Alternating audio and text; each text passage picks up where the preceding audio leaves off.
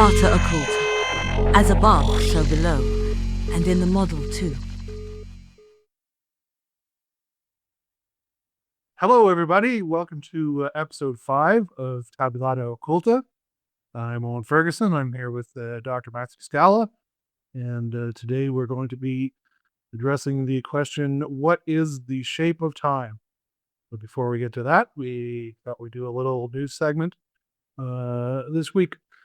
The thing that caught our attention to comment on was the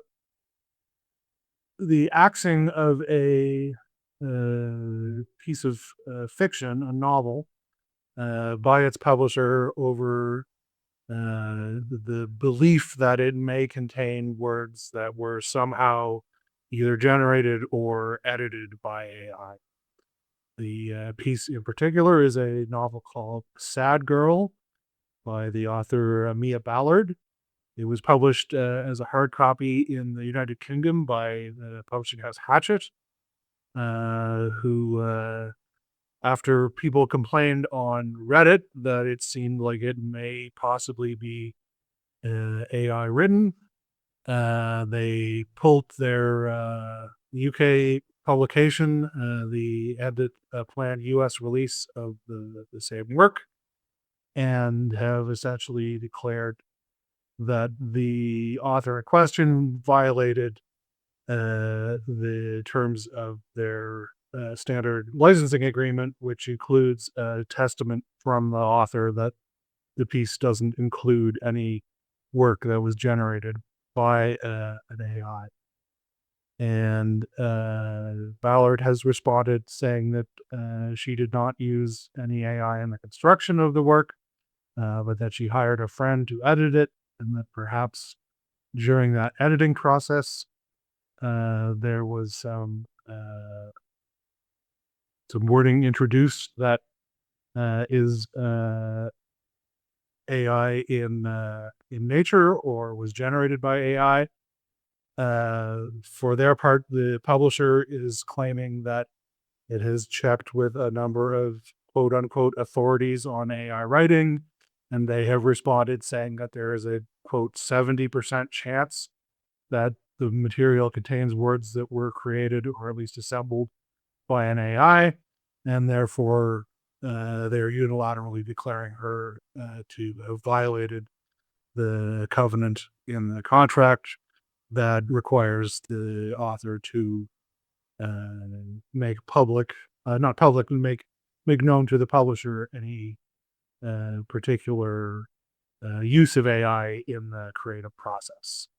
Matt, I'm wondering what you are thinking about this particular turn of events, especially with regard to what the feasibility is of actually determining whether a piece of writing was written for sure by an AI or simply sounds or reads in a manner that might make people think, hey, this might be something that an AI could. Well, if a publisher wants to know whether I'm using AI to generate written content, then I want to see a similar promise from them regarding how and to what extent and exactly in what way they're using AI to judge whether to accept or reject things. Because I bet that that's something that Hachette isn't going to want to make promises about. But apart from that, the actual feasibility, it's dubious. You know, we've always had the problem of, did this author really write what they said they wrote? And historically, that has been based on the idea of plagiarism. Well, did you actually write it yourself, or did you copy it from another source?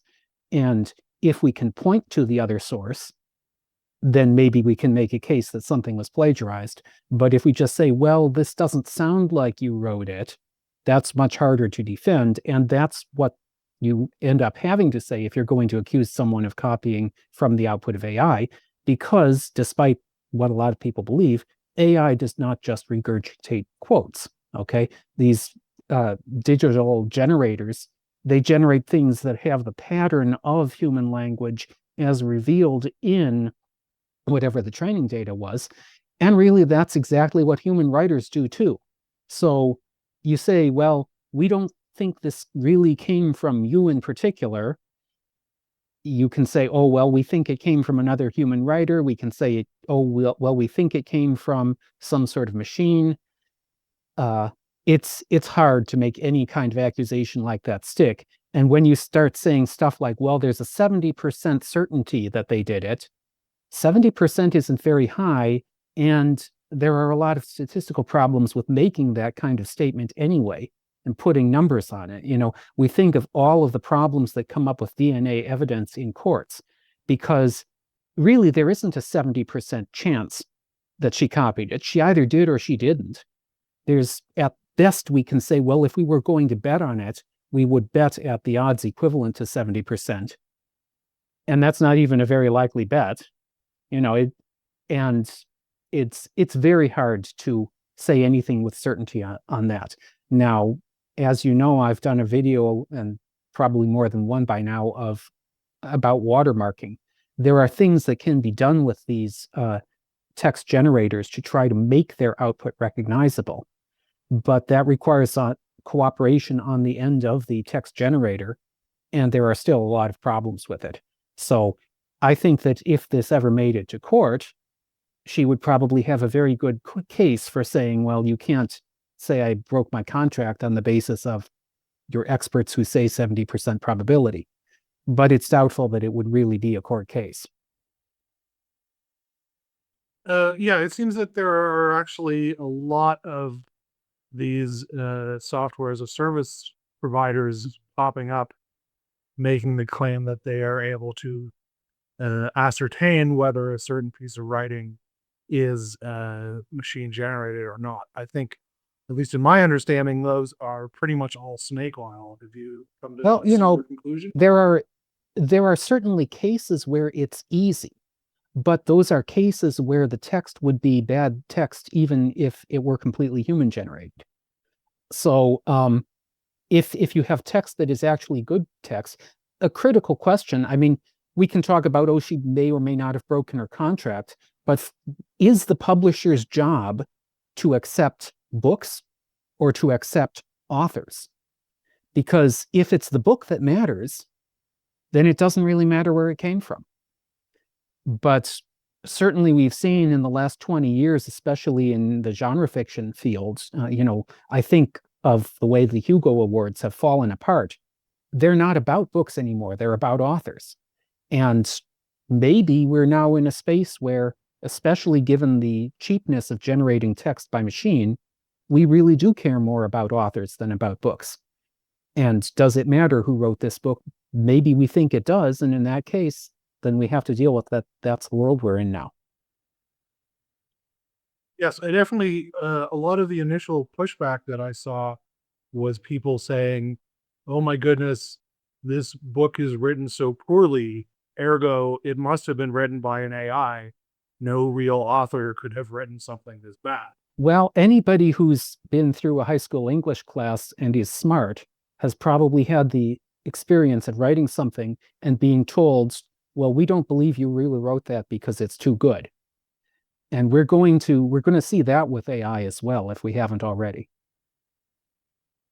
Yeah, we definitely, I mean, I have consulted for people who that has happened to already in academic contexts. Oh, it's a frequent occurrence. Anyone who's been a precocious child has had that experience.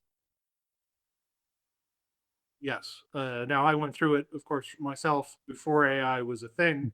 Some of us deal with it better than others. It happens more, but we don't know where you plagiarized from, and can't find it. So we're just going to presume you did plagiarize because it's too good. But this, as I say, it seems to be a case where it was something that was considered to be too poorly written. But then why did they accept it in the first place? Well, I guess it raises the second question, which I have, which is, where is the publisher's responsibility?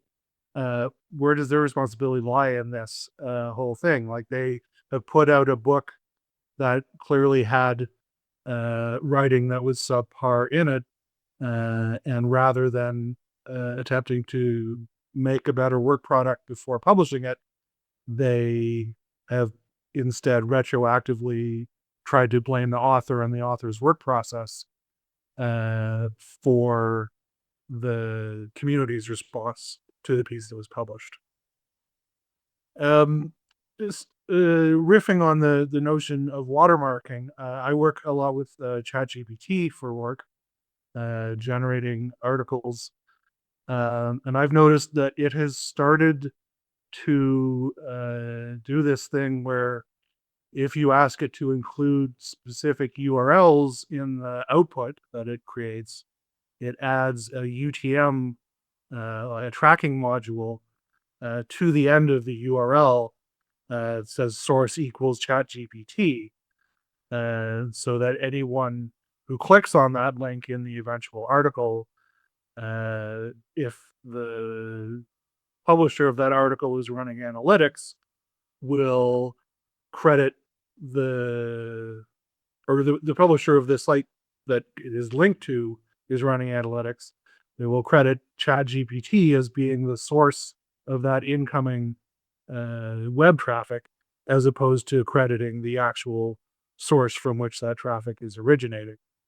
And I've had to play around a fair bit with crafting my prompts to the point where it no longer includes that spurious tracking tag in the URLs, but that's clearly a way that they're trying to watermark their output from their models, so that they are credited as a referrer on documents that they aren't actually serving, but where they've only been involved in the process of creation. Do you think we'll see more of people who have these large models trying to include sort of not in text in text watermarking, but sort of ways to put their fingerprints into the output of their models in a manner that will be ignored by people who just give the text a cursory glance? Yeah, absolutely. And I'm actually surprised that you've been able to disable that through the prompt, because I would have expected it to be happening at a lower level, something where it goes off to the model and then comes back and the web interface inserts it, in which case nothing the model could do would remove it. But I see those incoming referrer hits fairly often with articles on my weblog. And in fact, I think they now rival Google as a source of traffic. Whether we think that's a good thing or not, I think it's very understandable that ChatGPT would want that, because ChatGPT also runs robot spiders on a massive scale. I get a large fraction of the traffic on my web server isn't humans, it's the ChatGPT spider reading documents to train them. And a lot of people reflexively, as a moral thing, block those robots. So ChatGPT, its operators really want webmasters to be told, hey, look, you're getting all this incoming traffic, so you shouldn't be blocking our robot. My guess is that's the reason for them to do that. And certainly it's another form of advertising. Any operator of one of these services wants the receiving website to know, hey, we're sending you traffic. Right. And by doing this, they essentially are able to forge the incoming. Well, is it even forgery? I mean, it seems like it's a true statement that that click is coming from a human who was given the URL by ChatGPT. It's not different from the referrer header on a Google search result. I suppose that's true. As if you're going to then repurpose that text, you may want to filter out those UTM query fields. But whether it's a lie on ChatGPT's part or just the normal way that the web works, I don't know. Yes, it's at least in the instances where I'm producing the text, I'm giving it the URLs that I wanted to include without the UTMs. Yeah, I mean, it certainly makes sense that you would want to filter it out, but I'm not sure that there's any harm or foul on either side here. Yes, I definitely want to filter it out, because the sites that I'm publishing to, they want to know if the link is coming from their own internal link or if it's coming from a search engine, because they're trying to maximize how much traffic they're getting from search engines. Yeah, I mean, a similar thing is when I generate text from one of these models, I want it to be word wrapped. I want it to not be running off the side of the screen. it's nearly impossible to get the smaller models to obey that. So I reformat it. But it doesn't seem like, again, there's any harm or foul. That's just the way that the machine works. Sure. All right. I think that probably covers Sad Girl effectively. Why don't we take a brief moment and we'll switch to the main topic of the segment. Booting wetware interface in 5, 4, 3.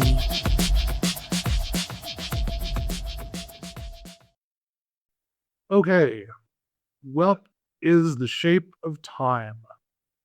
This is our main topic for the discussion today, and it's sort of a further reflection on the topic we discussed last time about the shape of the universe itself.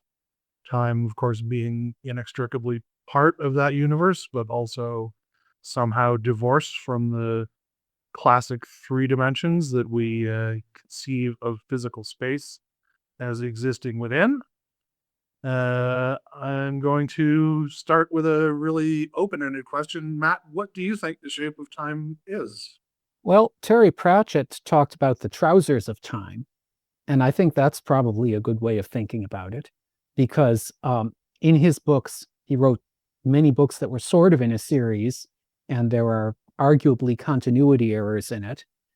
That, one book refers to something, and then that's not the case. Something else is true in another book that's nominally in the same universe.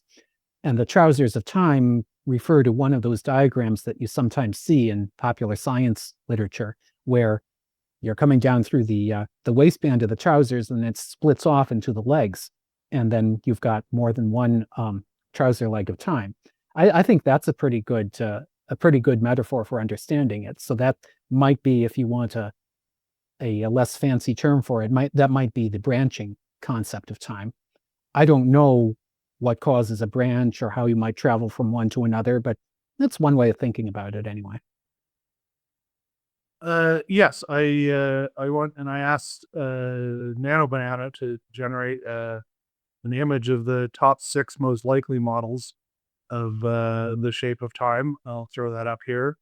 Essentially, Brecht was the third after the straight linear, which I suppose is the classic Newtonian fourth dimension of time, a cyclical, branching, and then a looped model of time, the perforated, or what we might consider the modern space-time with wormholes model, and then finally a cubic understanding of time where all of the potential realities are splayed out in a giant cube, and time is just the vector or series of vectors passing through the different nows that we are inhabiting at every conceivable point within that structure as we live our lives.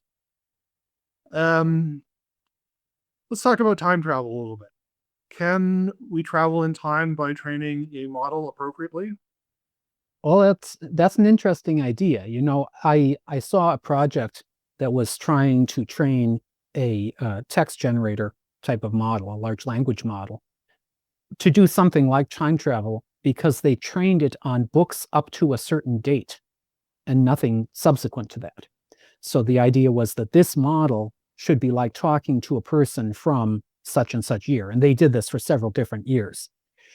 And it was interesting, and it highlights something about the way that we think about time, that they didn't actually publish the model, because what they published instead on their GitHub account, I think it was a disclaimer saying, well, this model ends up reflecting attitudes that I'm not sure the exact wording, but stuff like reflecting attitudes that are not the current understanding of different subjects. Basically, the model would say things that are politically unacceptable today, and they didn't want to unleash that on the world. In order to get a copy of this model, you have to write to them and make a convincing case that you're a legitimate researcher, whatever that means, and so on. So what that highlights is that even whether we think this is really time travel or not, it's not possible to travel outside of our own time while looking at it, because we have to apprehend that model from the point of view of our current political understanding. And we can't just talk to the person from 1850 and hear what they have to say without our own understanding of everything that's happened since then. So that suggests some possibility of traveling through time or of understanding another time in an interesting way with a language model, but at the same time, a very firm tie or a ball and chain around our leg tying us to our current time as well. Yeah, that actually it makes me think about what people are really trying to get from these machine models that we're building. It seems like, especially in the sad girl stuff we talked about earlier, people don't want these machines to do the things that they're really best at, which is being companions in the creative process. What they want is more a truth database. They want to be able to ask a model, is this thing true, and get an accurate response. And of course, that underlying truth is in so many ways linked to the societal norms at the time when those questions are being asked. So if we have a model that, as you say, has a cutoff date for where it is, let's say for the epoch that it's trained on, well, that may offer a glimpse into a time that we no longer have access to. It does not actually provide, as I say, a database of what was true at that time, in the sense that one could then use it to calculate things about the physical reality at that past point in time, and in some metaphorical way inhabit that past time.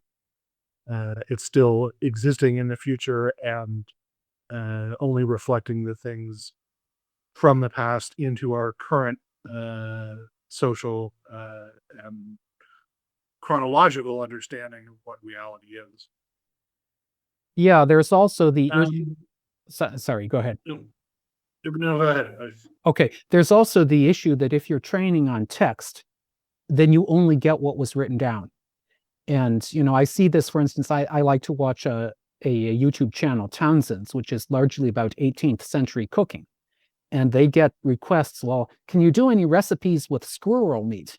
Well, yeah, a lot of people in the 18th century were eating squirrels, but it's hard to find a recipe because they didn't write down recipes.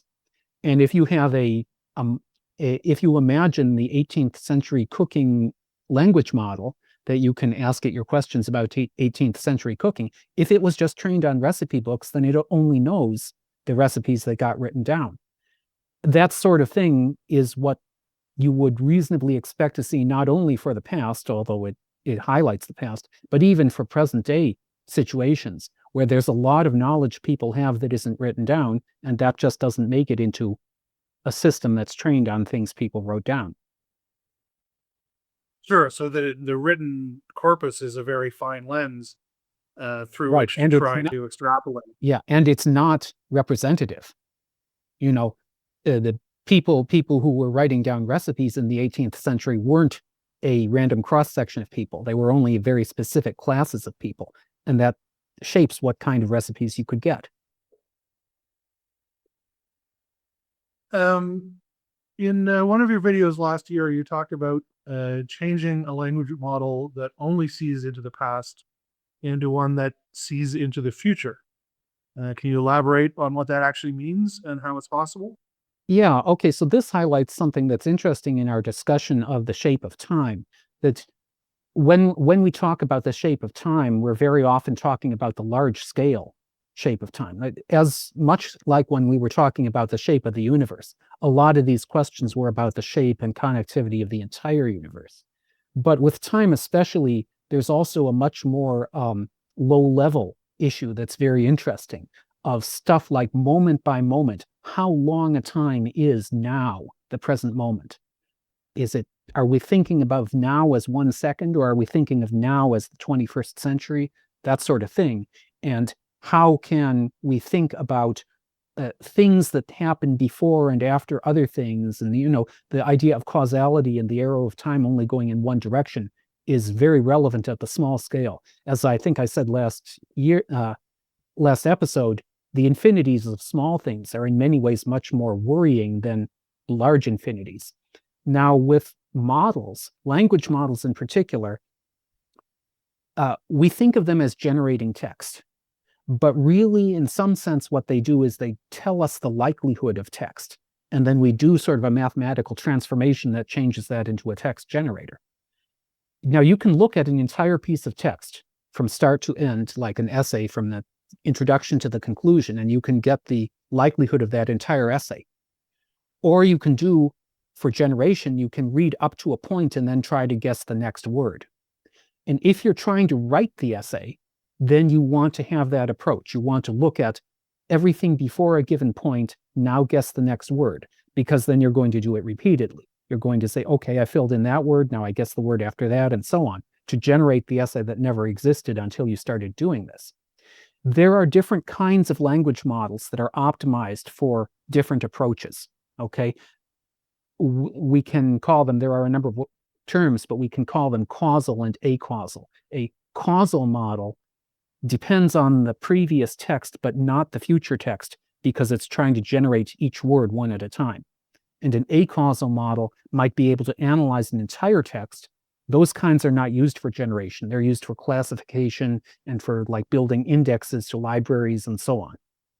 So on this low and very detailed technical level, there's this distinction between the two different kinds of models. And the talk I gave last year was looking at specifically a way of trying to change from one of those to the other. The details of how it works are not really important at this point, but the interesting idea is it's baked into the model at a very low level. Is it looking at previous words when it evaluates a new word, or is it looking at the whole thing outside of time? If it's looking at the whole thing outside of time, that has some advantages, but it can't easily be used for generating new words. It has to be used for other applications. Now, the notion of how long do we define as the now? How long do we define, yes, as the period of the now is definitely something that I can see two possible interpretations with regard to machine learning, or at least these types of models we're discussing currently. And I suppose one would be the context window. So you could say that the now that is understood by the model, in as much as models can understand anything, is that narrowly defined window of context in which it is operating. Or you could say that the now for a given model is the epoch size of its training data. You explain to the listeners what an epoch is in machine learning and what effects its size have on the models that it produces? Right. When you're training a model, okay, stepping back, the basic concept of epochs in ML training is how many times are you going to read the books? Okay. If you're going to train a model, you line up a whole bunch of training data. Quite often it will actually be books, but it may also be a collection of text that's downloaded off the web. And it doesn't even have to be text. If depending on what kind of model you're building, it could be, for instance, a collection of photographs or whatever. And then the way the training works is you show this information to the model and you try to adjust and you have the model attempt to guess what's next, or what does this look like, or how likely is it. There are a lot of fine-grained variations in how this is done, but the general concept is showing training data to the model and adjusting the model to match the training data so that in some sense it learns it. Well, how often do you do that, or how many times do you do that? If you take your pile of books and you have the model read through them once each, that's one way to do it. That's one epoch. Or you could have it read each book 3 times. That's 3 epochs. Quite often, it's not exactly a whole round number. It could be that you have it read through the entire collection 1.5 times. So you're just choosing sections at random and showing this information to the model until you've gone through it 1.5 times the total volume of your training data. Depending on how many times you do it, you get a more or less close fit between the model's generative output and what was in the training data. Very often the target is approximately 1 epoch, but in some applications you might want to have more. There can be subtle effects of what we call overfitting, where it may tend to produce exact quotes when it's been shown something too many times. On the other hand, there may not be, and when you show it enough text, it can generalize, and you might even say develop its own voice that is separate from anything that was in the input training data. And now we can think about this in relation to human learning too, right? If you're trying to read something, how many times do you read a book? Well, there are some books that I've read many times. I really love this book. There's, a great Tom T. Hall song called "The Girl Who Read the Same Book All the Time," about a girl who literally read the same book all the time. And there are a few beloved books that I've read 5, 10 times. Most books I only read once. The same thing can be done with ML training, that you can prioritize some content and show it to the model more than once. So this is not just a single variable of how many times you go through it. But that's the general concept. As you're doing the training, you can choose how many times to show things to the model. And that has possibly complicated but useful effects in shaping the model's learning. So it's epoch in machine learning is more a measurement of quantity than chronology, which is more That's how right. it's used. That's right. It's quantity, and it's specifically repetition. It's how many times do we read each book, basically. And the usual target is approximately 1, often a little higher or lower. Let's talk about the quote-unquote universal nature of time. All of the computers that we have on the internet ostensibly agree about what time it is. How do they do that, and how does that relate to our own human perception? Yeah, it's an interesting question. That this is another one that ties into the idea of fine-grained time, because many applications, especially things like databases, depend very much on having some sort of an accurate or at least consistent clock. I have 2 servers that I spent a lot of time in the last few weeks installing. And when one server makes a log entry and another server makes another log entry that's like recorded as 1 second later, I want to know for sure that this log entry really did happen after that one, because that could be quite relevant if I'm debugging some sort of technical problem or trying to trace an attack on my servers. I need to know the sequencing. So really, I don't actually care all that much about the time being accurate, and we can ask what accuracy even means. I care about it being consistent in an important sense. That can be a bit of a problem in a physical situation, because the theory of relativity suggests that the idea of events being simultaneous, especially when things are moving rapidly in space, that may not even be a meaningful concept. Okay? We can't necessarily say which thing happened before this other thing, when those 2 things are separated by some distance and there's gravity going on and high-speed travel and so forth and so on. So we're trying on the internet, and especially, as I say, dealing with database applications and things like when you post something on Facebook or whatever, does it get to the other computer properly? We're trying to impose this model of a consistent linear timescale, which is not even a physical reality, but we have to sort of superimpose it on the very messy physical reality. Now, there are internet protocols that are used for this, that computers can talk to each other and say, I think it's this time, I think it's that time, and then they try to figure out how much travel time is there along the connection between them, and they use that to agree on a time. Specifically, last month, I was working on installing NTP, that is Network Time Protocol, on my servers. This is software that allows them to talk to each other and agree upon a time. And it is based on or connected to government time standards that use atomic clocks. But the more critical issue is keeping it consistent, especially between my servers and as a lower priority between my servers and the rest of the net. And it's that consistency that is important.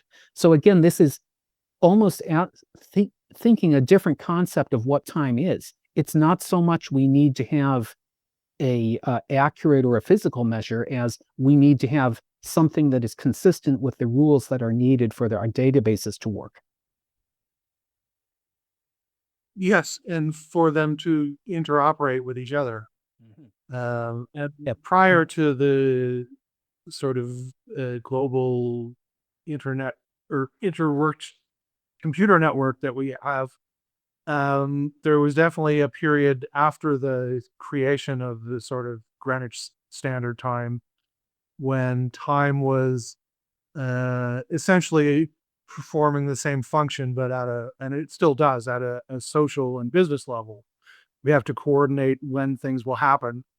And the only way to make sure both people show up for an appointment at the right time is to have a universal standard of some kind against which those things can be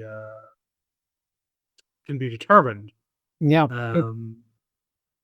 It was remarkable, actually, when we were setting up this Zoom call. I could not get Zoom to get the correct time on the schedule. Okay, when I actually started the call, it said I was an hour late. We had coordinated what time we really were going to meet, but the invitation had the wrong time on it. No matter what I did in the Zoom interface, there was something wrong with the way it was handling the time zones, and that's even today is not an unusual occurrence. Now this the mechanical tracking of time using clocks rather than observations of the cosmos, most specifically the sun, obviously, is something that's been around for several hundred years at this point, and was originally developed by the British, at least according to my understanding, barring prehistoric machina that we're not currently available or not currently aware of, but was developed as part of their navigational tool set, because in order to be able to do dead reckoning using astrological or yes, astronomical, I suppose is the correct term now for sighting things on the horizon and in the sky. But in order to properly navigate using dead reckoning with a sextant, you also need to be able to accurately count how much time has elapsed between the different readings that you take of the sky. So our modern 12 and 12-hour understanding of time, it has that sort of direct relationship to the observation of the heavens, which is something that starts to get much more into the spiritual as opposed to physical understanding of humans and our place in this reality. And this discussion of time also reminds me of the Heptameron, which is a book that was republished in Agrippa's fourth book of occult philosophy. It's ascribed to Peter de Abano, who lived from 1257 to 1316, but he never actually signed his name on it, so people are unsure where it came from. But this is a book that specifically details the 7 days of the Roman Catholic week, and each hour of each day,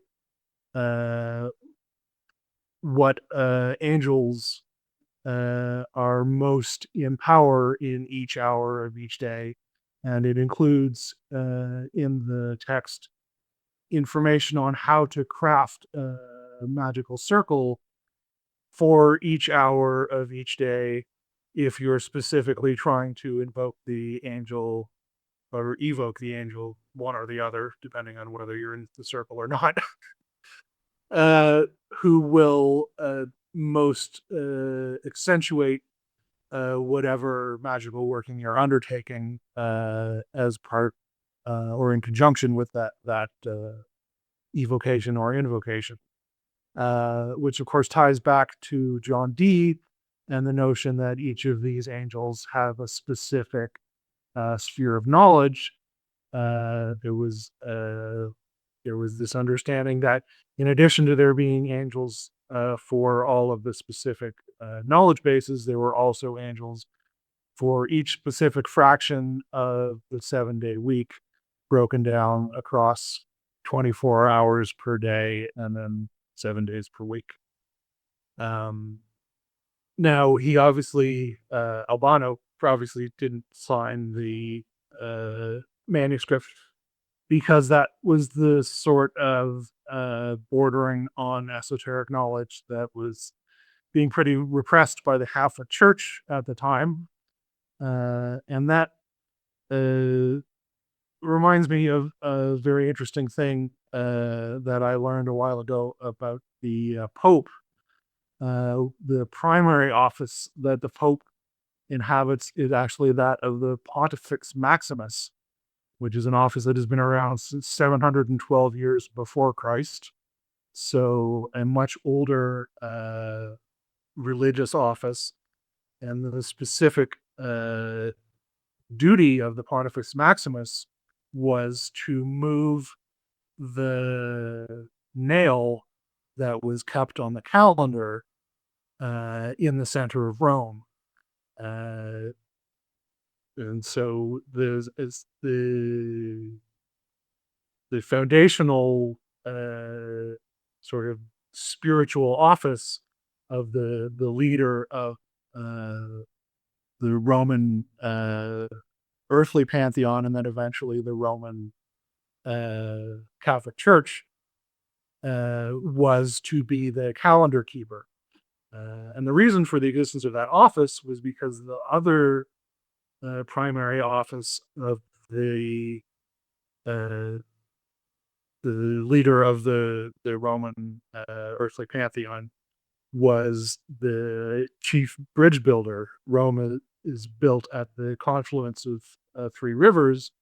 And so in order to create a city-state, they had to build bridges between these three ostensibly separate urban areas.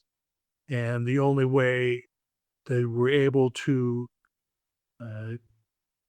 construct these connections was by creating a shared calendar so that all of the workmen, presumably in that era, could be coordinated to come into work at the same time on the same project and create the same thing. And so they needed a centralized authority to manage the calendar for the labor force involved.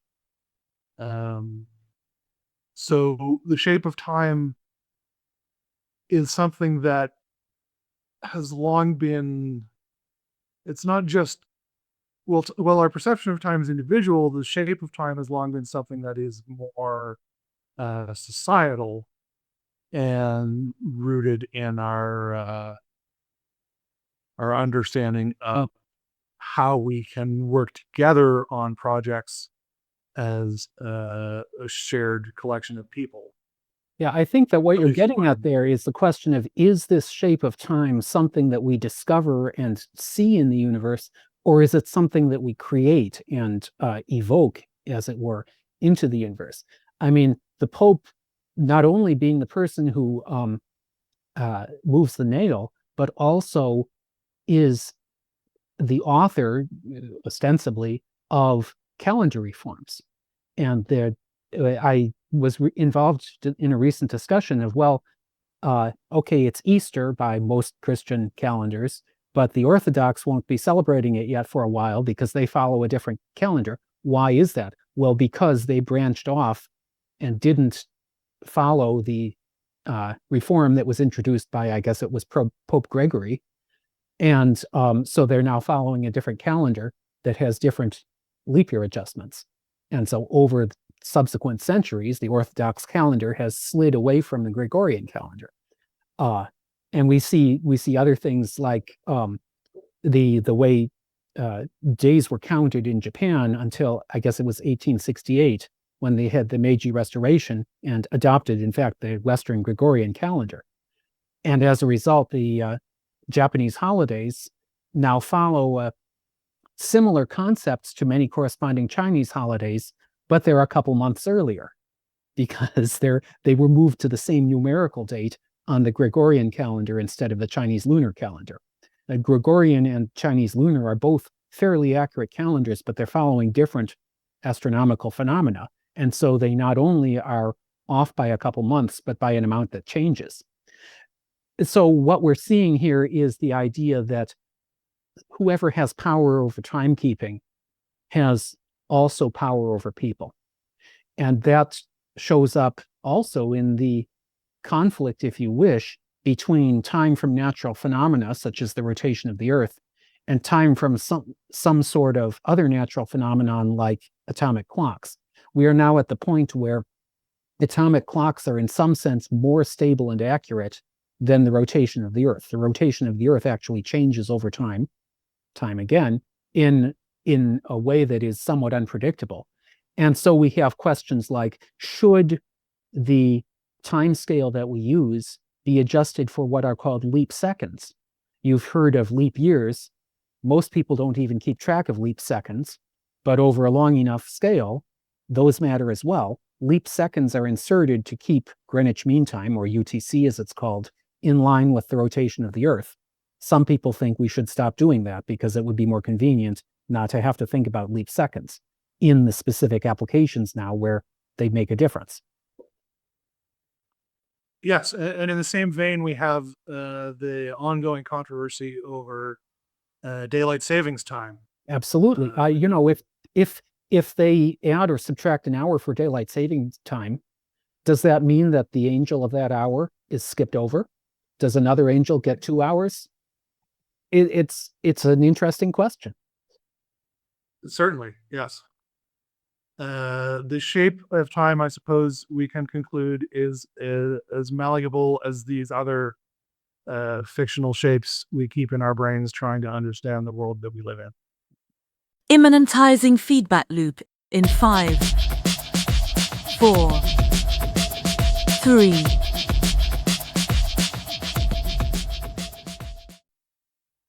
All right, welcome to the feedback loop. We have one question today from my sister, Erica. Thank you for contributing. And she says, I can't wrap my head around a flat universe. Wouldn't that mean that we don't exist? Curves exist, so the universe can't be flat. Such consensus from the machines is really confusing. I concur that it sounds weird. It's the way that I conceive of it in my head is that the universe is a flat circle, which is to say it's kind of shaped like the classic interpretation of what a UFO might look like.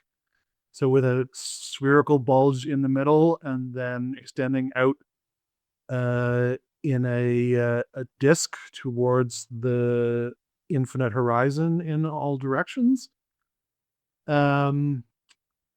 At the same time, I know that the models that I asked in the last piece are, of course, limited, both in and as much as how they're able to perceive the universe, which is to say they lack the perceptive capacities that we as humans have for the most part, in as much as they're only trained on what we give them and only able to consume it in the manner in which it's provided and which they're modeled to consume it. I asked the model, the Nano Banana model, to give me a couple rundowns on why it, or at least what the limits are to its own perception and what the limits are that it faces when trying to model the universe. I will just put those up on screen here as I run through the responses. The limits on machine prescriptions or machine perception include the fact that each machine is a fixed model and cannot actually update its own programming, as it were. The fact that each has only a finite context window, which is I guess I would describe that as the lens through which the machine is able to look at any subsection of itself while reflecting on itself. The bias and the incompleteness of the training that each model receives. So in that case, what goes into that thing that we define as an epoch in this episode. Limitations on hardware, and the fact that models have no subjective experience from which to draw, and are also constrained by the predefined goals of the person who created them. So I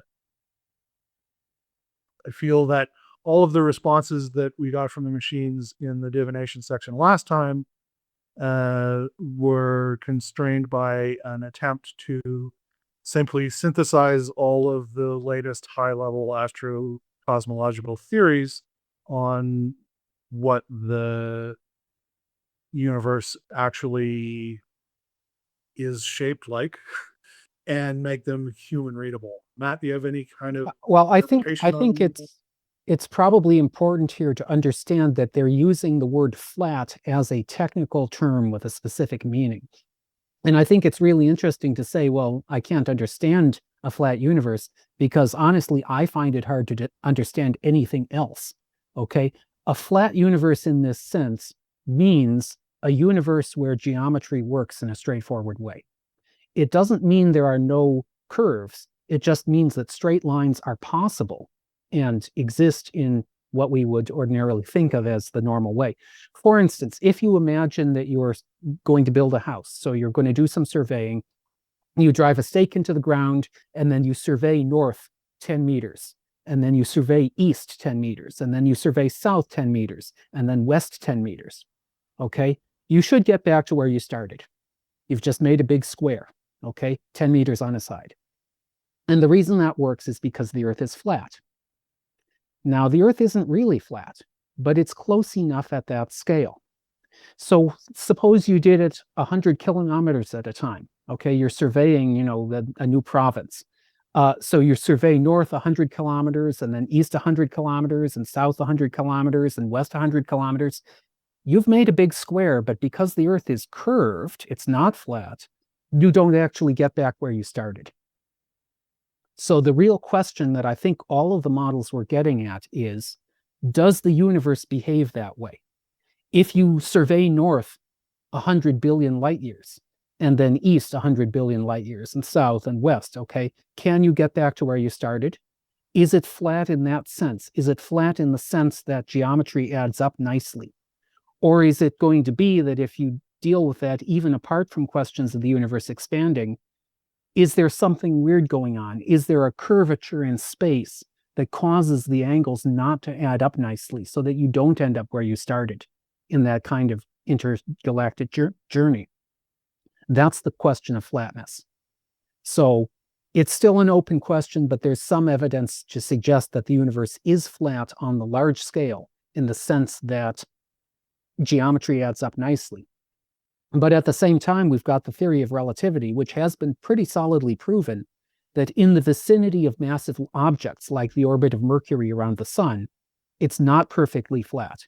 Okay, when Mercury makes one orbit around the sun, it's going in basically a circle, but that circle is not perfectly 360 degrees because the space is warped in a weird way around the massive object of the sun. So maybe on the large scale, the universe is flat. Maybe it isn't, but that's what flatness means. Basically, flatness means geometry works out in a nice way. We might hope it does. Maybe it doesn't. And as I say, I find that the easiest case to understand. The non-flat universe is much more difficult to me. And if you find the other easier, well, then maybe you should be a cosmologist because you'll be good at it. All right. Well, I will let her know. I'm sure she'll see when she watches. She's consistently enjoyed the stuff we put out so far. So hopefully that answers your question. Let's take another quick break here and we'll come back with the squaring down the circle. Squaring down the circle in 5, 4, 3.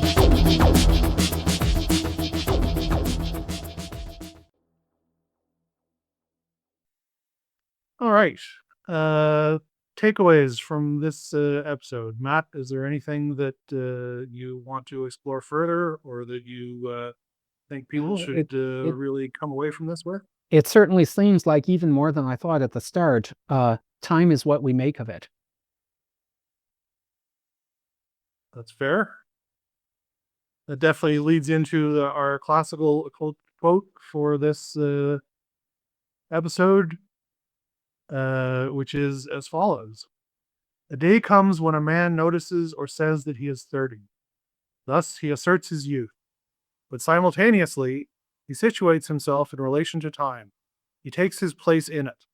He admits that he stands at a certain point on a curve that he acknowledges having to travel to its end. He belongs to time, and by the horror that seizes him, he recognizes his worst enemy. Tomorrow, he was longing for tomorrow, whereas everything in him ought to reject it. And that's from Camus' The Myth of Sisyphus and Other Essays. So I suppose in that instance, time is a curve, and we're all just points upon it. As for the premonitions, that's not the right word. What is the word that I was using? Prophecies. The prophecies, right. This time around, I'm trying to structure the prophecies so that they are both interesting and literarily engaging. So I have asked the models to write a limerick about what will be the second to last major event in our history. Gemini 3.1 Pro says, the second to last thing we'll send before human history's end is a probe into space that just says of our race, we really could use a good friend. Claude Opus 4.6 says, when the last dying stars flicker low and the cosmos has nothing to show, just a whisper of cold and the darkness takes hold, 'twas the penultimate act of the show. 5.4 Multimodal Instruct says, there once was a time growing bold, a final event, future untold. A world wide web spun and met with the sun as history bent to datas enfolded. And it put an apostrophe in datas for some reason. I don't know. That model's really weird. That's the Microsoft one. Grok 4.1 Fast parentheses reasoning said, there once was a cosmos so vast, whose second last event happened fast. The last black hole popped with a Hawking belch stopped. Then heat death made history past. Interestingly, I did a different prophecy line or prophecy prompt without the limerick restriction. And in that instance, Grok said that the final, the second to last major event in our history would be the death of the second last person, and the death of the final person would be the final event in our history. And all of the models answered as though they were humans and couched the responses in terms of human history. None of them recognized themselves as not being humans. Yeah, it's an interesting question. When I say we, who do I mean? It could be you and me. It could be all humans. It could be all thinking creatures, or it could be the royal or the academic we, where I really only just mean myself. And the models seem to have made specific assumptions about that here. It could also just be me, the individual, plus the model who I'm talking to. Absolutely. Lots of interpretability there. So, yes, we'll see what happens in future iterations of the prophecy segment. Continuing out the remainder of the models in this one, Quen 3 said, "There once was a grand cosmic show, when stars fled and galaxies slowed. With black holes' last sigh, they bid dark matter bye, as entropy set the finale in flow." Interestingly, that did use the apostrophe correctly after black holes. ChatGPT 5.4 says, "There once was a species quite spry, who asked what big doom would come nigh. Not the last, they all said, just the one near the dead. Ah, waiting, shrugged time from the sky." The Voxtral Small 1.0, which is the Mistral model, said, "There once was a time quite peculiar, when AI took over, quite radical. With a click and a whir, it took all our chores, sir.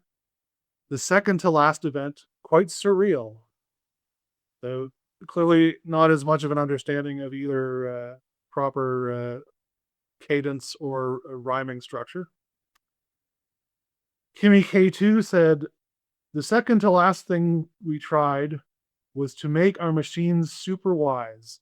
They blinked into thought, saw what we had wrought, and the last was the peace that arrived."